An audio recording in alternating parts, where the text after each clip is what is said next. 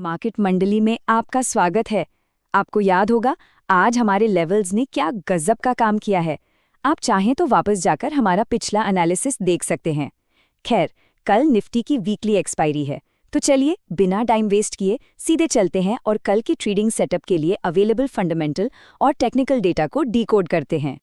सच कहूं तो कल का दिन काफी एक्शन पैक होने वाला है, तो एकदम फोकस के साथ इस एनालिसिस को देखिएगा। अगर आपको हमारे ये इनसाइट्स काम के लगें तो प्लीज कमेंट करें, लाइक करें, शेयर और सब्सक्राइब जरूर करें। और हाँ, हमेशा सेफ ट्रेड करें। चलिए डेटा पर नजर डालते हैं। आज के इस प्लेबुक का एजेंडा बहुत ही सिंपल है। हम कवर करेंगे expiry day market battlefield, institutional flow और मैक्रो ट्रिगर्स, कुछ टेक्निकल टर्म्स, निफ्टी और सेंसेक्स का ट्रेड सेटअप और आखिर में हम सबके लिए एक रिटेल ट्रेडर चेकलिस्ट। तो शुरुआत करते हैं हमारे पहले सेक्शन से, एक्सपायरी डे मार्केट बैटलफील्ड। देखिए, कल के लिए जो असली करो या मरो वाले लेवल्स हैं वो आपके सामने एकदम साफ हैं। निफ्टी के लिए 24,015 से 23,920 का जो दायरा है ना, ये असली बैटल जोन है।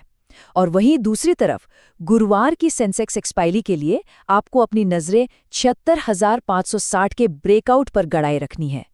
सेक्शन 2 पर आते हैं, इंस्टीट्यूशनल फ्लो और मैक्रो ट्रिगर्स। आखिर ये मार्केट इतना मूव क्यों कर रहा है? यहाँ सिचुएशन बहुत ही दिलचस्प है। एक क्लियर टग ऑफ वॉर चल रहा है।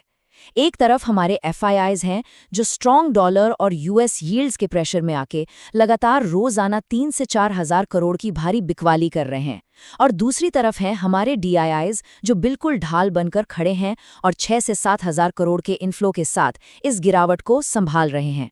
लिटरली एक तरफ से अटैक और दूसरी तरफ से डिफेंस। लेकिन बात सिर्फ यहीं खत्म नहीं होती।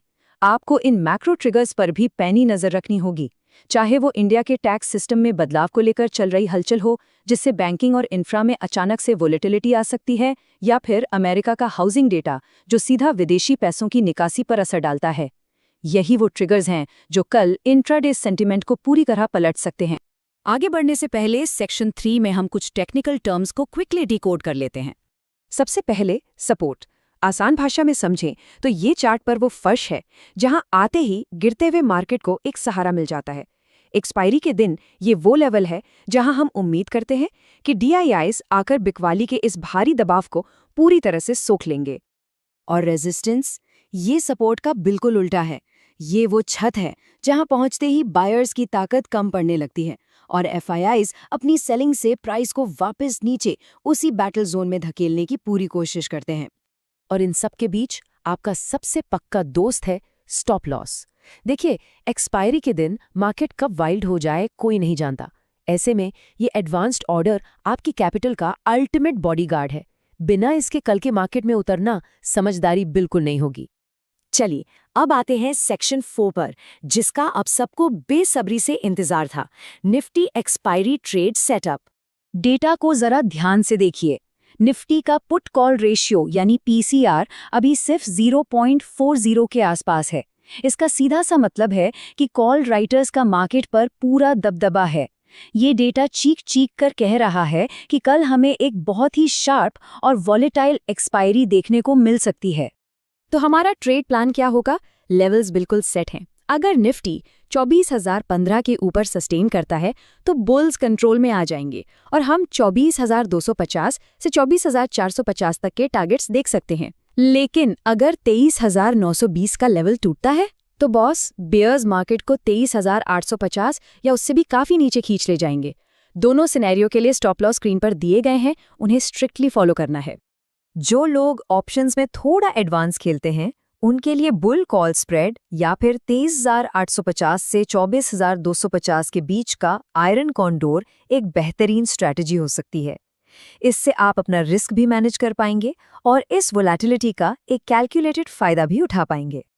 निफ्टी के बाद अब चलते हैं सेक्शन 5 पर, गुरुवार का सेंसेक्स एक्सपायरी ट्रेड सेटअप।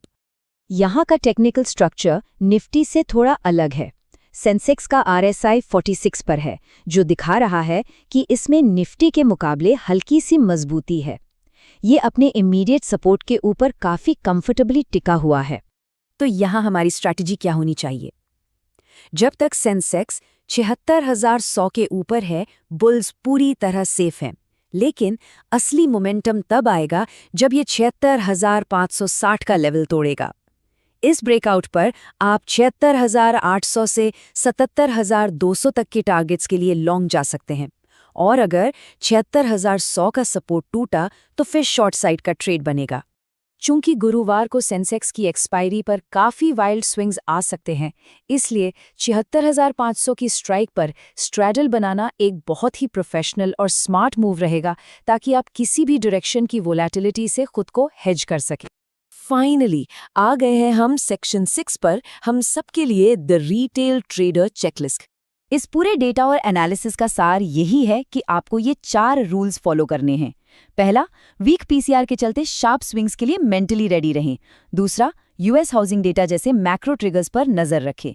तीसरा, अपने कैपिटल को बचाने के लिए स्टॉप लॉस को एकदम स्ट्रिक्टली मैनेज करें। और चौथा, डीआईआईज की इनफ्लो पर ध्यान दें। इमोशंस को साइड रखें और सिर्फ इंस्टीट्यूशनल फ्लो के लॉजिक को फॉलो करें। तो जाते जाते आपके लिए एक सवाल छोड़ रहा हूं, क्या कल डीआईआईज का इनफ्लो एफआईआईज की भारी बिकवाली के सामने मार्केट को गिरने से बचा पाएगा, या फिर इन मैक्रो प्रेशर्स के आगे हमारा ये बैटल जोन ढह जाएगा? कल की पूरी एक्सपायरी इन्हीं 2 दिग्गजों के महामुकाबले पर टिकी है। आज के इस एनालिसिस में बस इतना ही। Thanks for watching. Trade safe. Please अपने कमेंट्स लिखें और लाइक, शेयर तथा सब्सक्राइब जरूर करें।